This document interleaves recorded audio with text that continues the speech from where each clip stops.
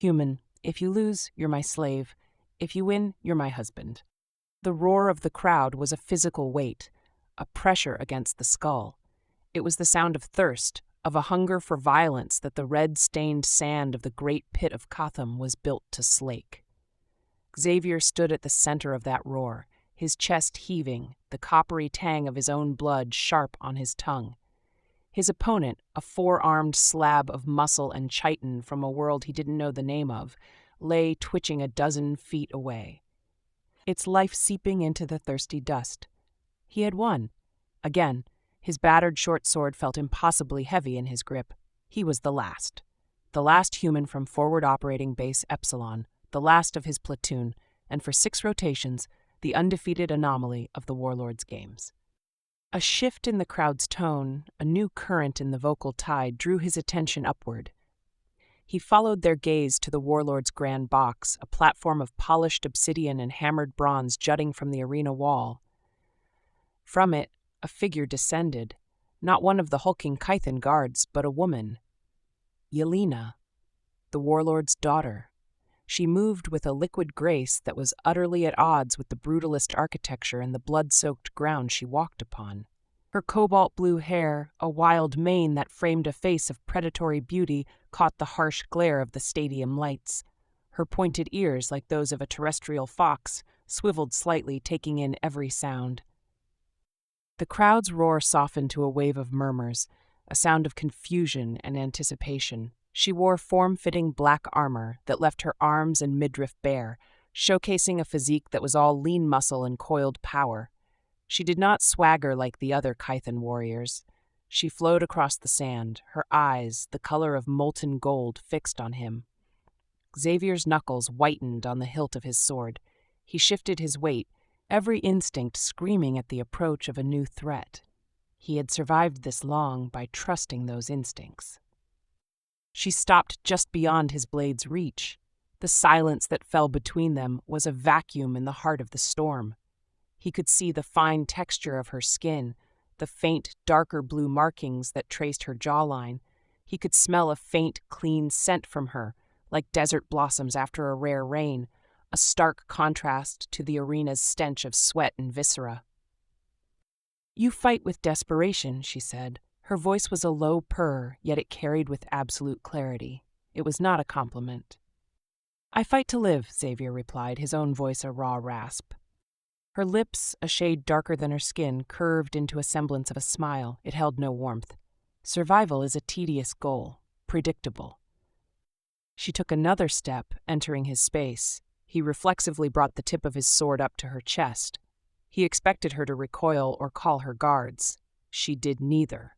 Instead, she raised a hand clad in a black, fingerless glove.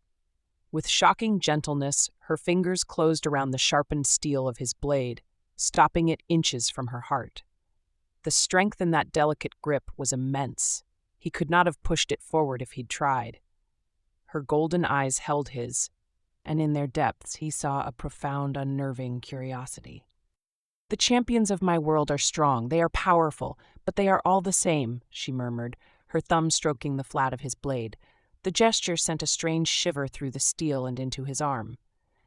"You are different. You do not rely on strength. You endure. You adapt. It is fascinating." She released his sword, and he held it frozen in place, unsure of her intent. She looked him over, from his sweat-matted hair to his bare, scarred chest and down to his worn leather boots. Her gaze was an almost physical touch, an assessment that was both clinical and deeply personal. "I am bored of predictable things, human," she said, her voice dropping lower still, a conspiratorial whisper meant only for him, yet it felt like a proclamation to the entire world. "I desire a new variable in my life, so I will offer you a final contest, not against some mindless beast, but against me, here, in this arena." Xavier stared at her, his mind struggling to process the words. A duel with her? The warlord's own daughter? It was madness. "1 week from today," she continued, her eyes alight with a fire that was both terrifying and captivating, "we will fight before the city. The stakes will be absolute. There will be no other outcomes." She paused, letting the weight of her words settle upon him. Human, if you lose this fight, you're my slave. If you win, you're my husband. The echo of her words followed him from the arena, down the winding stone tunnels, and into the stark chill of his cell. The heavy iron door boomed shut, and the lock's grinding finality was the only sound. Xavier stood in the darkness, the roar of the crowd replaced by the frantic drumming of his own heart. A slave, her husband. The two futures were so wildly divergent, so completely hopeless, that his mind refused to properly hold them. One meant the loss of his soul, to become a living tool for her amusement. The other was a concept so alien he could not begin to grasp its shape. Marriage to a creature like her? A Kythan warrior princess? He sank onto the hard stone slab that served as his bed, the sword slipping from his numb fingers to clatter on the floor. He ran a hand over his face, the grit of the arena floor rough against his palm. His thoughts fractured, jumping back to the chaos of the ambush on the gray plains of LV-426. He remembered the shriek of plasma fire, the smell of burning earth, the face of his sergeant right before the blast wave hit. He had woken up in chains, the sole survivor, destined for the gladiator pits of Gotham. He had fought, killed, and survived every day since with a single burning purpose: to live long enough to find a way home. Now that simple goal had been shattered, replaced by an insane wager he hadn't even made. Miles above, in the sterile opulence of the warlord's citadel, Yelena faced her father. The warlord was a mountain of scarred, graying Kythan might, his bulk barely contained by a throne of meteorite iron. His golden eyes, so like his daughter's, were storm clouds of fury. "You disgrace our name," he growled, his voice a low rumble of shifting rock. "You offer a marital trial, the sacred Corvash, to a primitive, a piece of livestock from a dirtball world?" Yelena stood before him, her posture relaxed, but her spine rigid. "That livestock has defeated every champion you and your vassals have thrown at him. He has survived longer than any off-worlder in the history of the pits. He survives like a rat in a grain silo. He does not conquer, he endures," the warlord roared, slamming a massive fist on the arm of his throne. "You were betrothed to the son of Clan Jaral, to the rival, an alliance that would secure our western flank." "An alliance with a clan of brutish traditionalists," Yelena countered, her voice dangerously smooth. "The rival thinks with his muscles. He would lead us into pointless honor wars while our true enemies consolidate their power on our borders. His strength is predictable. It is a dead end." "And the human is the future," he scoffed, his lips pulling back from formidable teeth. "What future is there in binding our bloodline to a creature with no honor, no lineage, no strength?" "He has a different kind of strength," Yelena insisted, her ears twitching with irritation. "One you are too blind to see. The Corvash has been invoked. The law is clear. Not even you can set it aside. In 1 week he will prove his worth, or he will be my property. In either case, the matter of Clan Dral will be resolved." Her father stared at her, his jaw working silently. He saw the same unyielding fire in her that burned in his own soul. It was the quality that made her a worthy heir, and the quality that made her a constant source of frustration. He could not bend her. He could only watch and see if she would break. "So be it," he finally grunted. "Let the city watch you risk our future on the agility of a hairless ape. But when you lose, I will not have it in my halls. You will put it down yourself." Yelena's expression did not flicker, but a muscle in her jaw tightened. "I will handle my own property, father." 3 days passed in silence. 3 days of Xavier pacing the confines of his 10-by-10 cell, the two opposing futures warring in his mind. He ate the tasteless nutrient paste the guards shoved through the slot. He slept in fitful bursts, waking from dreams of plasma fire and golden eyes.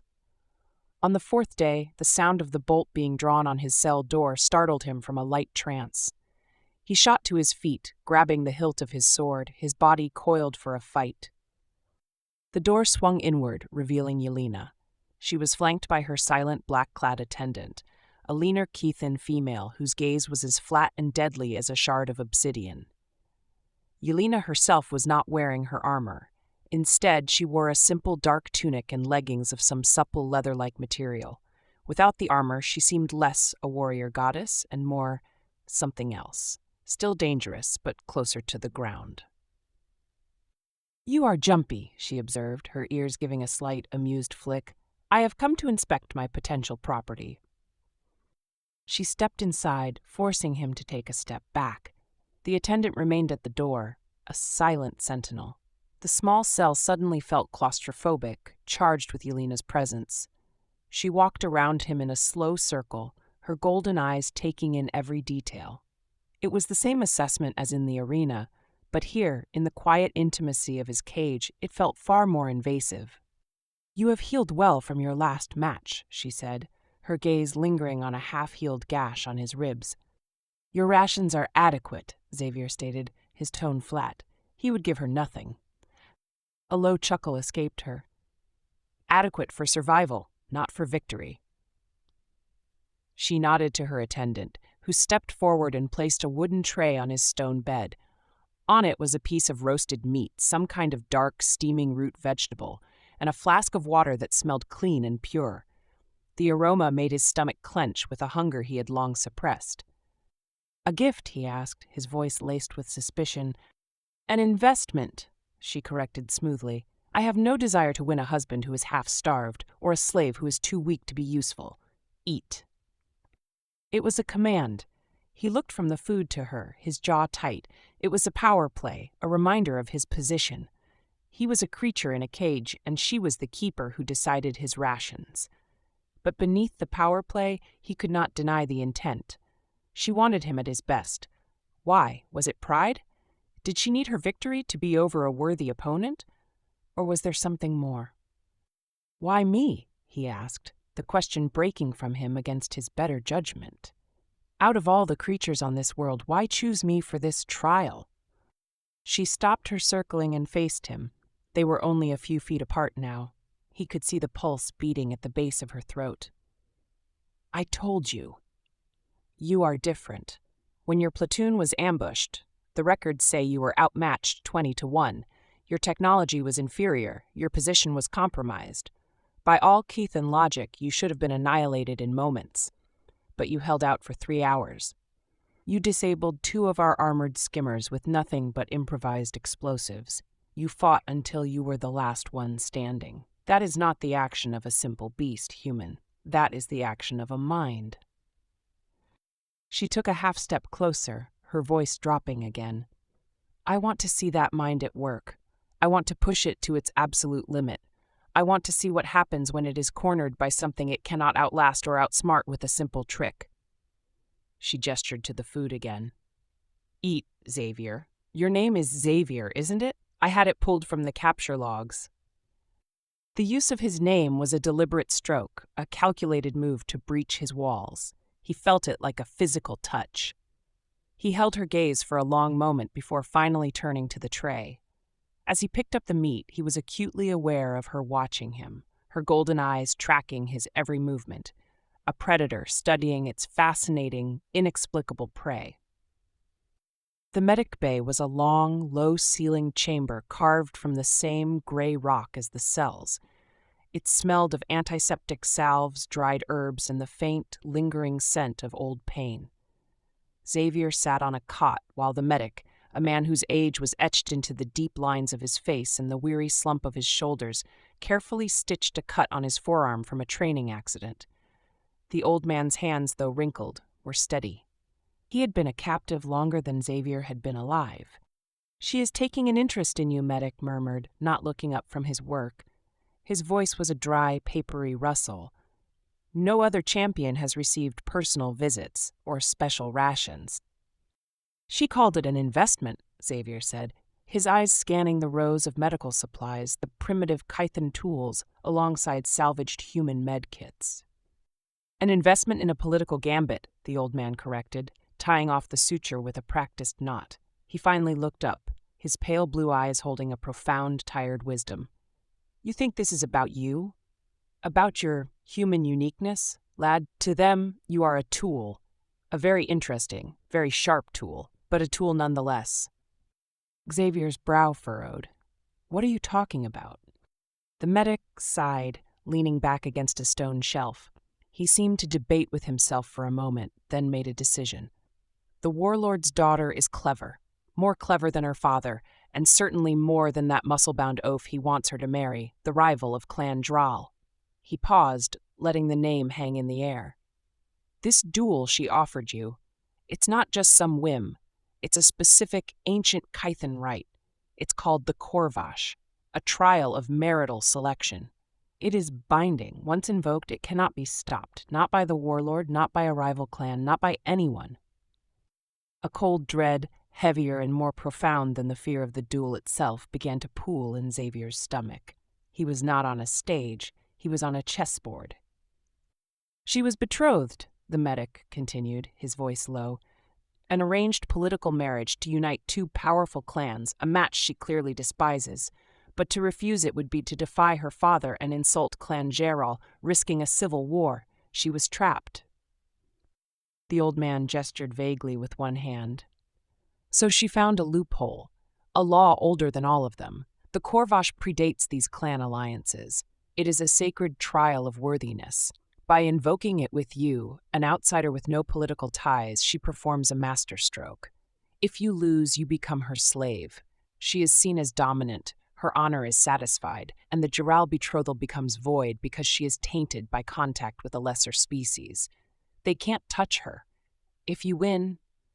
The medic looked at Xavier, his gaze heavy with the weight of the revelation. If you win, you are her husband. She becomes the wife of a champion who defeated her, a sign of her own strength in choosing a worthy mate. And you are an outsider. You have no clan, no family, no loyalties here, except to the woman who holds your leash, or in this case, your marriage contract.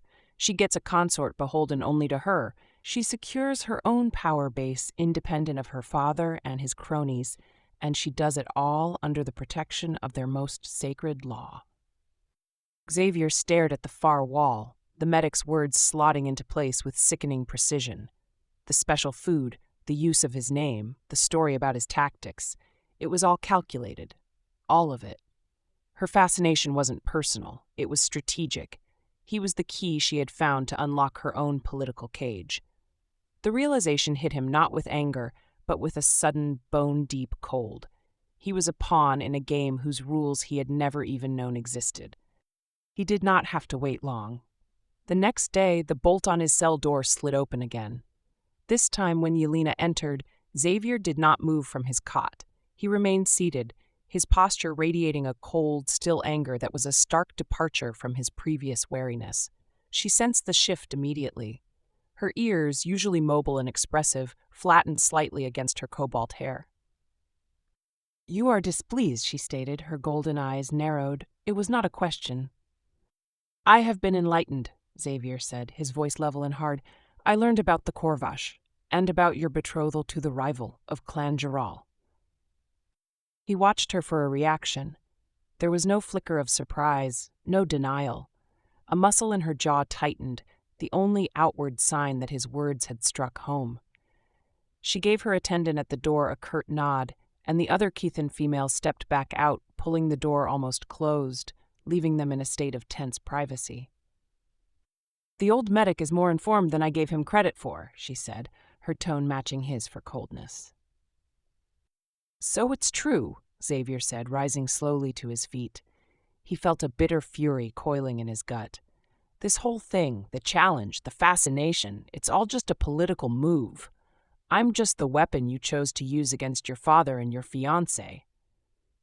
"I am the warlord's heir," she shot back, her voice sharp with sudden intensity. "Every move I make is political. Every choice is weighed against the future of our people. Did you think I would risk my lineage on a mere whim for an amusing pet?" The word pet struck him like a slap. "So that's what I am to you? A pet? A tool? A convenient loophole in your ancient laws?" "Yes," she hissed, taking a step toward him, her carefully constructed composure finally cracking. "You are a tool. You are a weapon. You are the key I need to stop this world from sliding back into the pointless, honor-bound savagery that the rival represents. Do you think I enjoy this? Forcing my future into the hands of an alien I barely know? She was closer now, her chest rising and falling with her agitated breaths. He could see the fire in her eyes was not just the cold light of ambition, but the hot flame of desperation.